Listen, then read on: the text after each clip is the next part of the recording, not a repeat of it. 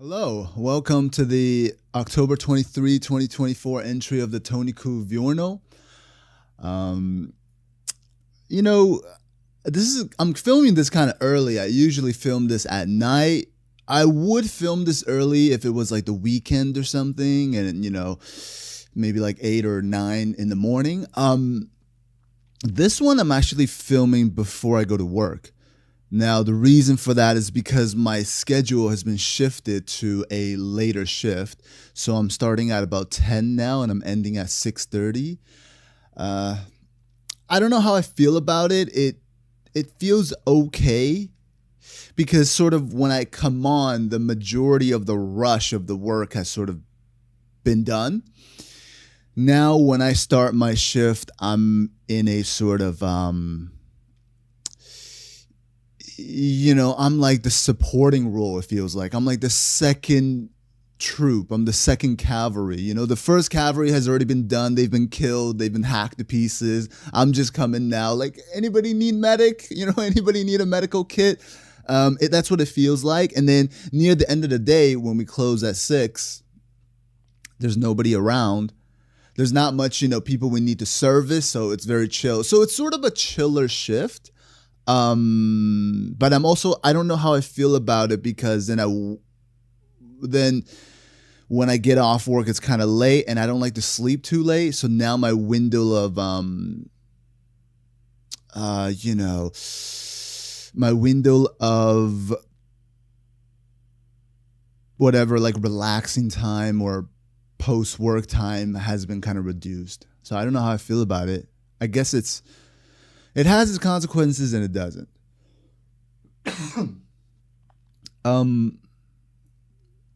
I want to say something. I want to say something about my new phone, first of all. Like, this isn't a review on a phone or anything, but I had this like Amazon phone, or it's not really an Amazon phone. It's called a Yule phone. It's like this Chinese brand. I bought it off Amazon because I just needed a quick phone, and I'm not really someone who demands much from a phone, but I realized there was something from that phone that I bought from Amazon that had some issues. First of all, when I was using some of the apps, right, and I'm talking, like the chat box, it seems to like cut off right where I need to press to kind of start typing. So, there's some issues there. And then the other issue was it seems like there's some connectivity issues with the phone.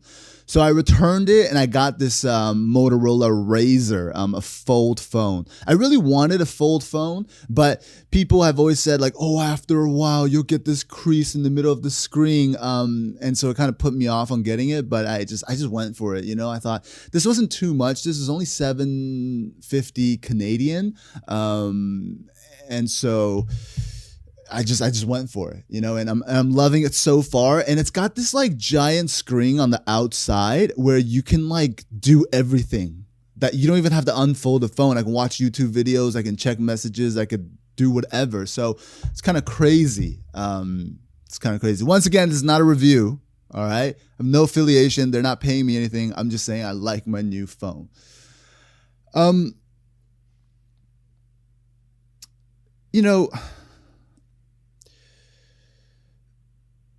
There's a UFC event this Saturday, UFC 308.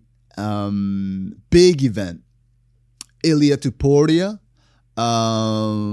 Max Holloway. That's just the main fight. And there's 2 belts on the line, the featherweight title belt and the BMF title belt. And if you don't know what it stands for bad motherfucker. I think, or badass motherfucker, which is kind of funny if you think about it, that they would have a belt named that. Like, they could just have another belt maybe called like hardest right hook, the HRH belt, or like the fastest leg kick, FLK belt, they have a BMF belt. So it's kind of interesting. 2 belts are on the line because Ilia Topuria is the featherweight title holder. Max Holloway is the BMF title holder. So 2 belts are on the line. Whoever wins will take both titles. It's very interesting. And that the funny thing is, if there's a draw, the belts won't be switched around to anybody. They'll just hold their own belt. I wonder if it would be so funny if there's a way that they can switch the belt around. Maybe Ilia Topuria loses, so Max gets the featherweight title belt. But Ilia was such a dog, like does so well that he gets the BMF belt. I don't know. That would be funny. But crazy card. All right. The second fight, the co-main event, is Robert Whitaker and Khamzat Chimaev, and they're in the middleweight division. Robert Whitaker has always been somebody that is sort of like in the top 5, maybe the top 6. You know, he's really good, right? He beats, you know, people in the top 5, but he never sort of like goes up for that. He never goes up higher than that. And then Khamzat Chimaev is this guy who comes out of left field, right? He started out in the welterweight division, and he just cleans people up, right? And he cleans up like top guys, you know? And then I don't know what really happened. I think one time when he was trying to make weight for welterweight, I think it's 180 pounds, he was like 8 pounds overweight. So ever since that, the next couple of fights he's been in, he's in the middleweight division. So maybe he's naturally a middleweight. So there's that fight. And so Robert Whitaker, Forrest Whitaker is like the actor. Robert Whitaker has been around for a long time, right? At least longer in the UFC than Khamzat. And he's always been around the top 5. Khamzat is newer, but he's risen quickly. So people are always like, well, you know, do we trust the guy that's been around and proven himself, or do we trust this guy that has a meteoric rise, but, you know, you haven't really given him too much. He hasn't had too many, I don't know, like, what's the word here? He hasn't had too many, you know, when you test something, you got to test it over time, right? He hasn't been tested, right? But I think my money's on Khamzat for sure. And I think my money for the main event with Ilia and Max, it's kind of going back and forth. At first, I was like 100% Ilia, right? I like Max, but I was like, Ilia is someone you just, you know, you can't mess with. But Max has been on this like sort of like the second wind, you know, because Max has been around for a long time too. And now he's sort of on another streak. You know, now I'm kind of thinking like maybe Max can do it, especially because he has the longer reach and Ilia is down to go, you know, head-to-head, stand-up, boxing him. At least that's what he says. But if I had to say, I'm maybe leaning like 51% on Ilia, 49% on Max, okay? And then the rest of the card is crazy too. Right now, I can't really remember who else is on the card. If you give me a second, I can remember. Oh, there's Jeff Neal, okay. Hands of Steel Neal versus I think RDA, Rafael Dos Anjos. And then there's Shara Magomedov, I think his name is. He's like Shara Bullet. Anyways, he's this like half blind guy, okay? So one of his eyes, I believe, is blind, or he can't really see well. It's actually grayed out, I think. He's like a you know, a named villain in the video game, a unique villain in the video game. But he loves kicking. The whole time he's jumping, he's kind of like this, okay? And he just kicks, forward kicks, spinning kicks, right?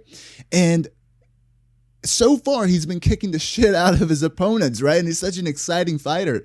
And he only fights in like Abu Dhabi or like, you know, like the more like Eastern Europe or Middle East arenas or fight nights, because I think he can't get cleared in the United States with that one eye lacking visibility.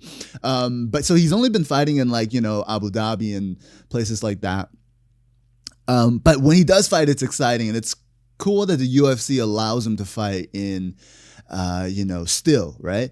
So far, he's been kicking the shit out of his opponents, all right? But he's getting stronger and stronger matches. So we'll see if his, like, kicking, fighting style can sort of keep up. We don't know if it's going to keep up at the higher rank. So it's always exciting to see when someone brings, like, a new, refreshing style and see how long they last.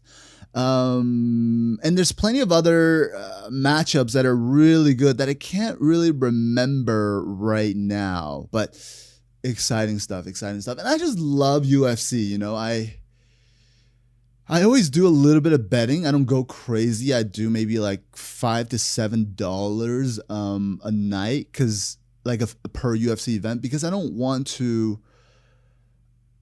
get crazy. I don't want to lose money crazily. I want to start out small. I don't want to, even though I feel like I'm addicted to it, I want to keep that addiction small. Okay, maybe you're addicted to drinking, but you're like, I'm going to keep it half a beer a night.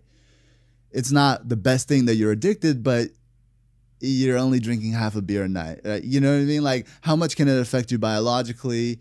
How much are you spending on half a beer a night? You know, so I think I'm addicted to sports gambling, at least with UFC gambling. But I keep it to like $5 to $7 a week. So I think I'm okay there. But not only that, like, UFC always brings these. God, I wish I could interview more UFC fighters. I was lucky enough to interview. Her name is fading me now, but Loopy Godinez, right? But I want to interview more UFC fighters. Guys, I need your help. You got to get me bigger. Like, just hit the subscribe button right now. Get me to 10,000 subscribers so I can just reach out to any UFC management, UFC fighter on Instagram and be like, hey, look, I got 10K subscribers. Come chat with me. Guys, wouldn't that be cool if I could chat with more UFC fighters? I know you'd like to see it. And not even just more UFC fighters, more whoever, more celebrities. And, you know, I don't want to call them celebrities because celebrities are just normal people. But when you have no subscribers, it's hard to be like, hey, want to come chat with me, right? They want exposure, right? For their time. It makes sense. Guys, you want to see that? I want to do it. Just hit subscribe right now so I can go interview like the top dogs, not just in UFC, anybody, top actors, you know, musicians, whoever. But that's how I actually got the interview with Loopy Godinez. I just reached out to Loopy and her sports management agency on Instagram. And I just said, hey, look, I got 5,000 subscribers. I'd love to interview Loopy before her upcoming fight. And they responded. It was just as easy as that. So if that inspires you guys to go do something, go do it. But this is my video. This is my channel. I need you guys to hit subscribe so I can do that more.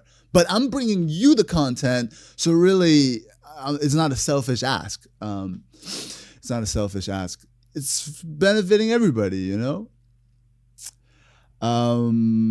What else? So I guess because my old phone stopped working and all my pictures were on my old phone, just pictures of me, I haven't created like a dating app profile ever since I got the new phone, because I don't have many pictures. Just recently, I found out Google saved some of my pictures from, you know, years ago. You know, not the best pictures that I have, but I also don't like to take a lot of photos of myself. So I might just create a dating app with these photos. I don't know. I'm not the biggest fan of dating apps, but it's been a while since I've had a dating app, and it's been a while since, and by a while, I just mean like 2 weeks or something. And it's been a while since I've had like, you know, matches and some women to talk to. So I want to get back in there, get back out there and, you know, just talk to some women, see if there's any vibes, you know, because I think that when there's a chemistry with someone that you want to be with, it's pretty cool. It's pretty awesome. It's kind of like, you know, a little risky. You know, with betting, you're risking your money. With work, you're risking your time. With the gym, you're risking your health. But with love, relationship, you're risking your mental, your heart. So it's kind of exciting, and I feel like that's perhaps one thing that I have a little bit of time now, a little bit of time to sort of share with someone else, you know. And I'm not, you know, I'm not like, I think, you know, if a man talks about this, people are like, whoa, like you're desperate, bro. But I don't think so. I think anybody could be, anybody could be wanting somebody. I don't think it makes them lonely. I don't think it makes them desperate. Some people may want someone else more than others. There's varying levels of want. But I think at all times we all want somebody. We all want, we all want companionship, right? In the romantically speaking. So I want to get back on the apps. I have some really old pictures and not even like good pictures. And honestly, to do well in these apps, you got to get like the best photos. But I never took the step to get my photos like professionally taken out at a restaurant. Hey, look at me just having the beer. And then like have some guy with like 3 lights and a camera taking that. It feels unnatural, but I feel like that's the way to win. I never like to do things unnaturally. But I think a lot of women, like, they have photos that are like more professionally taken, or they spend a lot of time editing their photos. But me personally, I just don't care. In fact, I like a woman that has photos that are like aren't super touched up, because I can tell that you aren't like some kind of thirst trapping bee, But hey, I don't want this video to go in that direction, so I'll keep it there. But I don't really spend a lot of time on my photos, so hopefully that brings me matches with people that don't spend a lot of time on their photos. I don't know. It doesn't matter. I mean, if I get matched with someone who spends a lot of time on her photos, like, I don't care. But it communicates different things to me.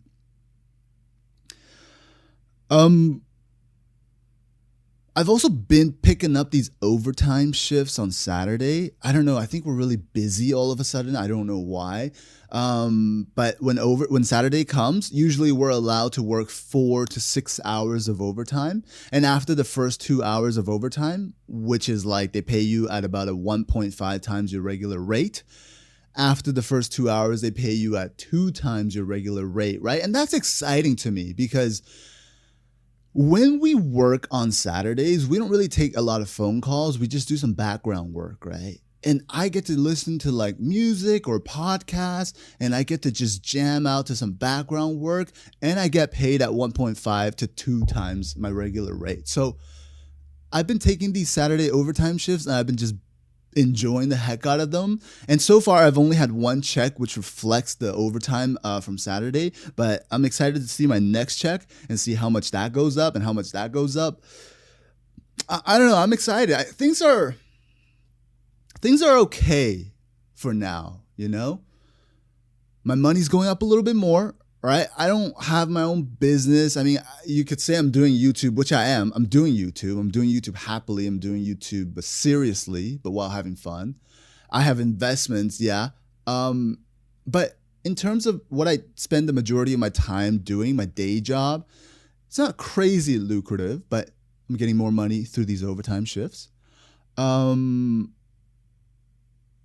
eating healthy. I'm working out. I guess things are going okay. I'm enjoying my hobby of making the YouTube videos, of watching UFC. Playing little video games sometimes. So I think it's nice that I'm building a stronger and stronger foundation, and I'm reaching out a little bit more to maybe obtaining the romance side, fulfilling the romance side a little bit more. And maybe increasing my foundation of stably and securely, getting more money. And then, I still want to do some travel. I didn't do any traveling this year because I wanted to save the money, but hopefully next year I get to go travel. I'm still practicing my Russian, so, I want to go to some Russian-speaking countries. Dobre utro, brat. That means good morning, brother. So I want to go, and I want to do a lot of things. I want to also, just speaking about that, it feels like I'm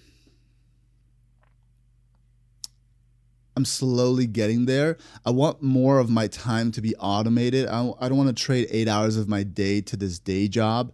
But if I don't, I have to at least be making what I'm making at my day job. I want to spend less time making the same amount of money or more. So I need to do that. And then by doing that, I'll free up more of my time to be able to do other things. So That's about it for me right now. I'm still getting used to filming these videos before starting work because that's the late schedule, as I said earlier. So I think I'll keep it there for today. But guys, thank you so much for watching the October 23rd, 2024 entry of the Tony Kuviorno. I'll see you guys on the next one. Goodbye.